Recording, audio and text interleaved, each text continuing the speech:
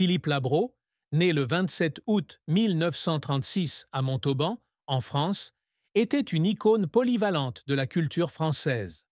Journaliste, écrivain, réalisateur, musicien et animateur de télévision, il a marqué durablement son public et ses collègues pendant plus de 6 décennies de carrière.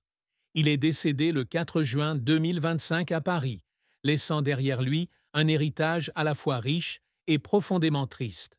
Sa vie fut un voyage de curiosité incessante, de créativité intense et de moments déchirants qui l'ont défini. La plus grande tristesse de Philippe Labro, comme il l'a confié dans son autobiographie de 1999, Tomber 7 fois, se relever 8, ne résidait pas dans ses échecs professionnels ni dans les 7 controverses publiques, mais dans le profond sentiment de perte qu'il ressentait face à des crises personnelles, notamment une période de grave dépression en 1999, où il se sentait piégé dans un abîme sans issue. Né dans une famille bourgeoise de Montauban, Philippe était le 3e des 4 frères de Jean-François et Henriette Labro, honoré juste parmi les nations pour avoir caché des Juifs pendant la Seconde Guerre mondiale. Dès son plus jeune âge, il manifesta une passion pour la littérature et le sport, notamment le rugby, mais il ne fut pas un élève brillant. Il avoua un jour être un élève moyen, souvent distrait par son rêve de devenir écrivain ou journaliste. Sa plus grande tristesse provenait du sentiment de ne pas être reconnu dans sa famille, où il se sentait toujours éclipsé par ses frères aînés, notamment Jacques Labro, un architecte de talent. Il confia un jour avoir toujours aspiré à la reconnaissance de ses parents, mais le sentiment de ne jamais les avoir vraiment satisfaits lui laissa une profonde blessure. Un autre aspect de la plus grande tristesse de Philippe fut sa lutte contre la dépression à la fin des années 1990. Après des années de travail acharné à RTL, où il occupa les postes de directeur des programmes et de vice-président, il traversa une grave crise psychologique. Il a décrit cette période comme une tempête noire qui l'a plongé dans le désespoir, lui faisant sentir qu'il avait perdu le sens de la vie. Il y avait des nuits où il restait seul dans son bureau parisien, regardant par la fenêtre et pleurant, impuissant.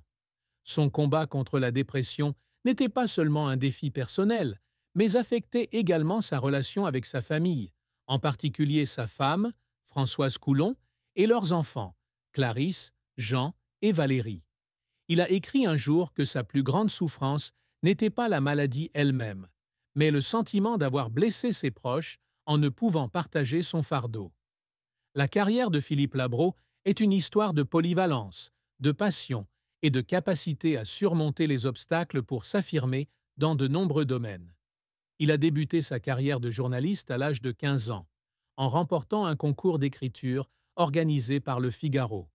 Après avoir échoué au baccalauréat, il a obtenu une bourse Fulbright pour étudier à l'université Washington and Lee en Virginie, aux États-Unis, une expérience qui a changé sa vie. Aux États-Unis, il apprend non seulement à penser de manière indépendante, mais se découvre aussi une passion pour la culture américaine, de la littérature d'Hemingway et de Faulkner à l'esprit libre de l'Occident. De retour en France, il rejoint Europe 1 puis France Soir, où il devient un reporter reconnu pour sa couverture incisive des événements majeurs, notamment l'assassinat du président John F. Kennedy en 1973. Il est le seul journaliste français présent à Dallas immédiatement après l'assassinat. Et une rencontre fortuite avec Jack Ruby, l'homme qui tuera plus tard Lee Harvey Oswald, lui vaut d'être interviewé par la commission Warren. Sa couverture de l'événement contribue à la vente de France Soir à plus d'1 million d'exemplaires par jour, marquant un tournant dans sa carrière. Dans le domaine littéraire, Philippe Labro a écrit plus de 20 livres, allant du roman à l'autobiographie, avec des œuvres remarquables telles que L'étudiant étranger, 1986, lauréat du prix Interallié, et Un été dans l'Ouest, 1988, lauréat du prix Gutenberg. L'étudiant étranger raconte ses années aux États-Unis, un récit émouvant de découverte de soi et de différences culturelles. Le livre a non seulement connu un succès commercial, mais a également été salué par la critique pour son style lyrique et son authenticité. Il a également écrit d'autres romans, comme Des feux mal éteints, 1967, inspiré de son expérience de la guerre d'Algérie, et La traversée, 1996, relatant son combat contre la maladie et son expérience de mort imminente lors d'une grave laryngite en 1994. Ses œuvres témoignent non seulement de son talent littéraire, mais aussi de sa façon d'aborder la douleur personnelle par l'écriture. Au cinéma, Philippe Labro a réalisé 7 films, notamment Sans mobile apparent, 771, avec Jean-Louis Trintignant, L'héritier, 1973, et L'alpagueur, 1976, avec Jean-Paul Belmondo. Ces films, au style policier américain affirmé, ont attiré des millions de spectateurs et ont confirmé son talent de réalisateur. L'héritier, l'histoire d'un héritier réticent d'un empire médiatique, est considéré comme l'un de ses films les plus réussis, enregistrant d'impressionnants succès au box-office. Musicien de talent, il a écrit les paroles de plus de 30 chansons de Johnny Hallyday, dont « Oh, ma jolie Sarah » et « Fils de personne », ainsi que des chansons pour Jane Birkin et Eddie Mitchell. Il a également cofondé la chaîne de télévision Direct 8, devenue C8, en 2005 avec Vincent Bolloré, où il a animé l'émission L'Essentiel chez Labro jusqu'à la fermeture de la chaîne en février 2025. Cependant, sa carrière n'a pas été sans échec. L'un des plus grands échecs fut le film Le hasard et la violence, 1974, avec Yves Montand, qui ne reçut pas l'accueil escompté faute de collaboration avec son scénariste habituel, Jacques Lanzmann. Le film fut fustigé par la critique pour son intrigue décousue, et Philippe confia un jour avoir pleuré à la lecture des critiques négatives, ayant le sentiment d'avoir gâché l'occasion de travailler avec une star comme Montand.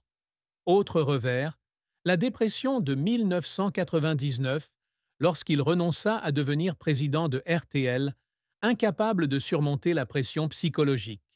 Il confia un jour qu'il y avait des jours où il ne pouvait pas sortir du lit et que le sentiment d'incapacité à concilier travail et santé le faisait pleurer à plusieurs reprises.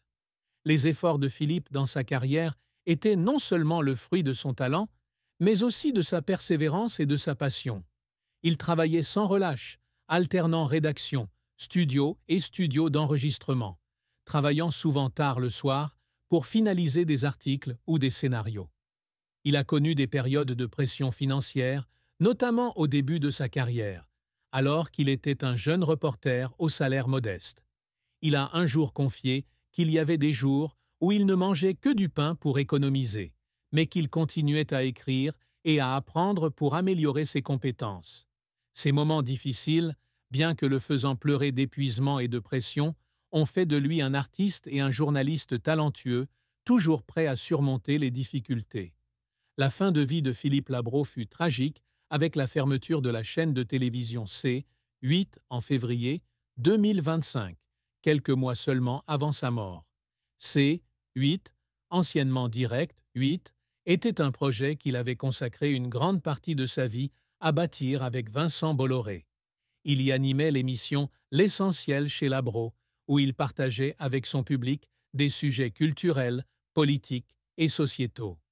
La fermeture de la chaîne, suite à une décision de l'Arcom, l'autorité de régulation des médias français, lui laissa un profond sentiment de perte. Il confia dans une interview en mars 2025 avoir ressenti une tristesse indescriptible à la dissolution de son équipe, qu'il considérait comme la fin d'une étape importante de sa carrière. Il consacra ses derniers jours à l'écriture d'un dernier livre, 2 Gimlettes sur la 5e avenue, en hommage à ses années dans les médias, mais il ne le vit pas publié avant sa mort. L'amour et le mariage de Philippe Labro avec Françoise Coulon, journaliste et scénariste, ont marqué sa vie, lui apportant joies et défis. Ils se sont rencontrés dans les années 1970, alors qu'ils travaillaient tous deux dans les médias, et se sont mariés en 1978. Françoise était non seulement sa compagne de vie, mais aussi sa compagne dans de nombreux projets créatifs. Ils ont eu 3 enfants, Clarisse, Jean et Valérie. et Philippe a confié un jour que sa famille était sa plus grande source de motivation. Il a décrit Françoise comme une femme intelligente et forte, qu'il a toujours soutenue dans les moments difficiles, notamment lorsqu'il luttait contre la dépression. Cependant, leur mariage n'a pas été sans difficulté.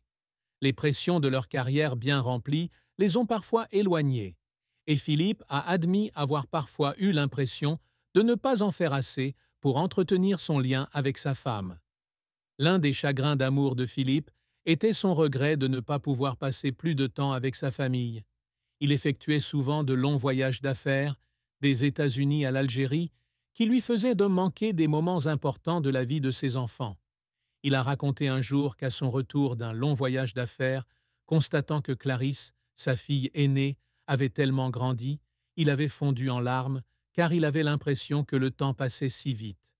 Bien que Françoise et lui aient toujours essayé d'entretenir une relation solide, il avoua se sentir coupable d'avoir laissé le travail prendre le dessus sur sa vie de famille.